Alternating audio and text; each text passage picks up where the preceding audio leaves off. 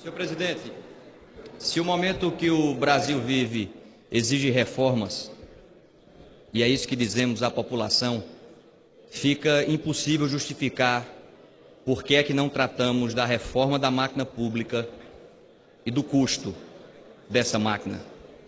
Se o remédio é amargo, mas é preciso tomá-lo, fica difícil compreender por que é que o trabalhador rural tem que tomar esse remédio e o político não.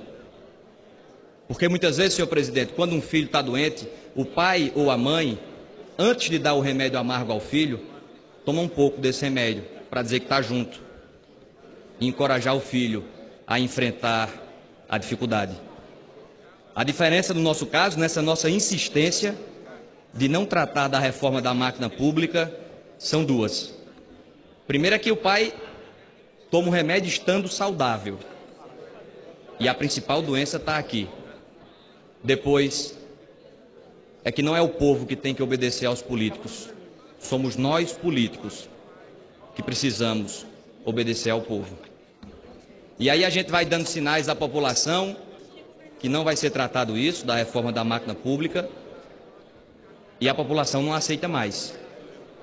E aí a gente vai achando que o tempo que vai resolver e acalmar o país, e não vai acalmar.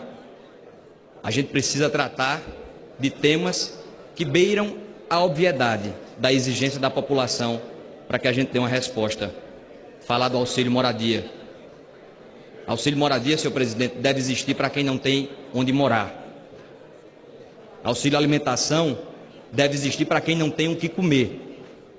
E a gente tem uma máquina pública inchada, agigantada, repleta de espaços como esses, e não vamos dizer que é só a classe política, vamos avançar no poder judiciário, vamos avançar em todos os espaços da máquina pública para acabar com essas distorções. Não dá mais para juiz no Brasil receber auxílio moradia. Está errado. Todos nós sabemos que está errado. Não, mas é uma compensação. A gente não está mais em tempo de ter compensação. Não cabe mais compensações. É preciso ter uma mudança radical em direção daquilo que é correto. Não adianta mais puxar um pouquinho para cá, um pouquinho para ali. Não dá mais. E é esse embate. E é o enfrentamento dessas distorções que talvez inicie um período de equilíbrio nesse país. Não dá para pedir equilíbrio à população quando a gente vive banhado em distorções da máquina pública.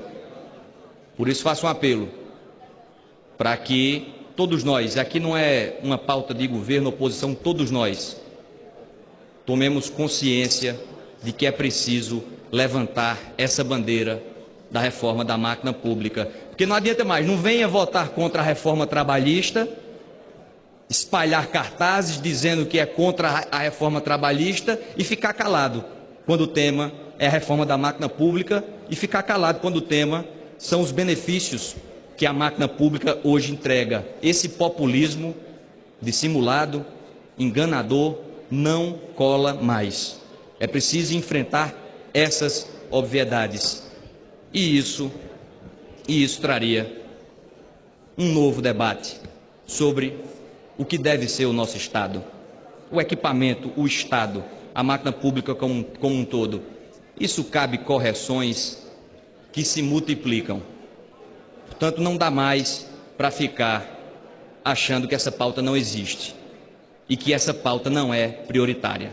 Existem vários espaços que nós precisamos enfrentar com requerimento de urgência. Requerimento de urgência nisso, votação de urgência nisso, debate intensivo nisso. Parar 15 dias daqui para falar sobre a reforma da máquina pública, aí sim voltar a se reconectar com a população. Porque existem muitas distorções, sinais que a nossa sociedade precisa avançar. Um ministro do Supremo, com toda franqueza, um ministro do Supremo não precisa de alguém que puxe a sua cadeira para que ele se sente. Ah, mas é só um gesto. Isso não é só um gesto. Isso não é só um gesto. Isso é um símbolo de uma sociedade que ainda não avançou. Precisa que alguém puxe a cadeira, um sujeito que não tem condições de se locomover. Um tetraplégico, um paraplégico. Aí sim, mas um ministro do Supremo não. São esses sinais, é essa nova simbologia É essa nova linguagem que o povo brasileiro está sedento para que a gente traga para esta casa. E isso está cada vez mais óbvio. Isso está cada vez mais claro. E cada vez mais óbvio e claro que a população não vai se contentar com o tempo, o passar do tempo. As coisas não vão se acalmar enquanto a gente não compreender a quadra democrática que o país vive.